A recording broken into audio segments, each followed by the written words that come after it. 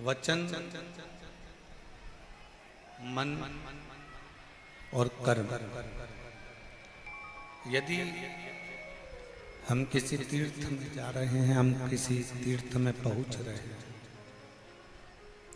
हम किसी पुण्य स्थल पर जा रहे हैं, हम किसी पवित्र स्थान पर अगर पहुंचे हैं, तो प्रयास करो कि इस मन से कोई गलत चीज सोचने में ना आए। भले 1 रुपए का तुम दान करो, मत करो। भले आप कोई सत्कर्म करो, ना करो। किसी को भोजन कराओ, ना कराओ। किसी को पानी पिलाओ, ना पिलाओ। किसी को कुछ दो, ना दो। परंतु इतना याद रखो कि इस मन से, इस हृदय से, इस मन से कुछ गलत ना हो।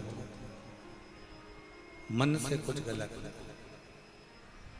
हम जितना जितना गलत सोचते हैं, उतना उतना हमारी जिंदगी में भी दुख आकर खड़ा होता चले जाता है, तकलीफ आती चली जाती है। शिव कथा कर रही है, भगवान शंकर का चरित्र कर रहा है, शिव महापुराण की कथा कर रही है। एक मन से कोई पाप ना हो। दूसरा, वचन से कोई पाप ना हो। ठीक है, वचन से कोई पाप ना हो। अपनी जिंदगी में कोई ऐसा शब्द, अपने जीवन में कोई ऐसा वचन, अपने जीवन में कोई ऐसा शब्द ना निकले जिससे किसी का दिल दुखे, किसी को कष्ट हो और वो पाप अपने माथे पर चढ़े।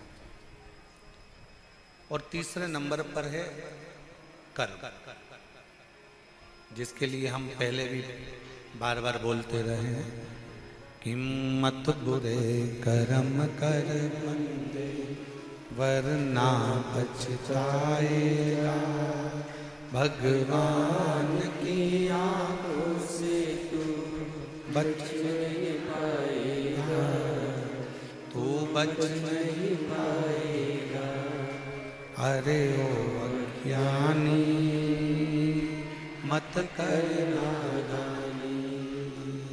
अरे ओ अज्ञानी, मत कर नादानी। तेरे कर्म का फल भी तू ही पाएगा, जैसा किया तूने तेरे आगे आएगा। मत बुरे कर्म कर बंदे, वरना पछताएगा। भगवान की आंखों से तू बच नहीं पाएगा, तू बच नहीं पाएगा। ऐसा कर्म हम ना करें जिस कर्म के कारण हमको भोगना पड़े। कुछ अच्छा कर्म करते चलो। अब अच्छा कर्म कैसा है?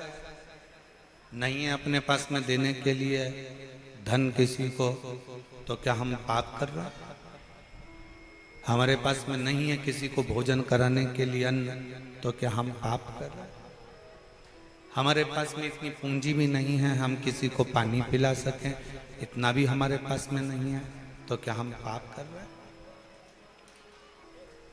आपके पास में अन्न नहीं है देने के लिए, आपके पास में धन नहीं है देने के लिए, आपके पास में जल नहीं है देने के लिए, नहीं है ना, कोई बात नहीं।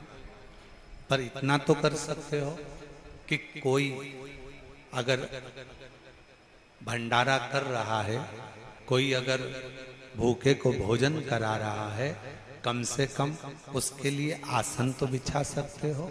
आसन भी नहीं है तो अपने साड़ी के पल्लू से, अपने गमछे से जगह साफ तो कर सकते हो। इतना भी नहीं कर सकते तो भोजन कराने वाला व्यक्ति जब भोजन की बाल्टी लेकर चल रहा है, कम से कम आप उसको स्पर्श तो कर सकते हो, वो भी पुण्य तुम्हारे खाते में प्राप्त हो। वो पुण्य भी तुम्हारे खाते में आ सकता है।